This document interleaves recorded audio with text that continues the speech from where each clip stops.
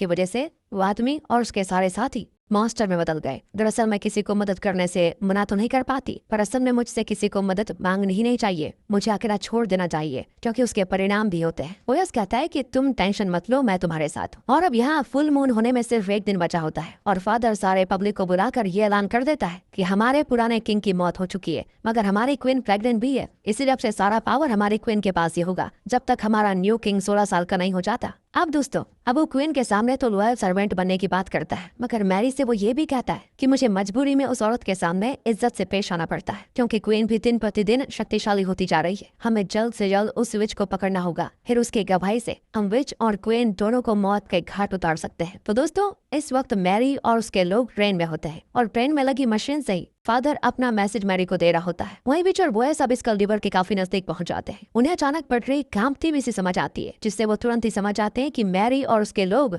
Train से आ रहे हैं। अब वो हमारे काम में दखलंदाजी करेंगे पक्का। तो कुछ ही देर के बाद मैरी को विच सुरंग में पटरियों के बीच खड़ी दिखाई देती है, जिससे मैरी खुश हो जाती है कि अब ये कहाँ जाएगी, ये तो पकड़ी जाएगी। मगर विच अपनी जान बचाने के लिए भागने लगती है और उसे कुचल कर मारने के लिए वो लोग ट्रेन की रफ्तार भी तेज कर देते हैं। सुरंग से निकलते ही मैरी को विच की चाल समझ आ जाती है। दरअसल सुरंग से निकलने के कुछ देर बाद ही आगे की पटरियां टूटी हुई होती है। विच तो नीचे कूद जाती है और एक टूटी हुई टावर पे बॉयस मौजूद होता है और वो विच को थाम भी लेता है। और इसी दरमियान मैरी और उसके लोग ट्रेन को रोकने की लाख कोशिश करते हैं, मगर इतनी स्पीड में होती है ट्रेन कि वो रुक नहीं पाती और टूटी हुई पटरी होने की वजह से खाई में गिर जाती है, जिससे यहाँ पर मैरी और उसके लोगों का काम तमाम। इधर राजमहल में क्वीन कैप्टन जेरिस के थोड़ा क्लोज आती और पूछती है, तुम मेरे लिए कुछ भी कर सकते हो ना? वो कहता है हाँ, कुछ भी। तो फिर दोस्तों क्वीन उसके हाथों फादर और उसके लोगों का खून करवा देती है, ये कहते हुए कि फादर मुझे बिल्कुल पसंद नहीं करते, वो आज नहीं तो कल मुझे नुकसान पहुंचा कर ही रहेंगे। अब जो कैप्टन है वो तो क्वीन के प्यार में था ही,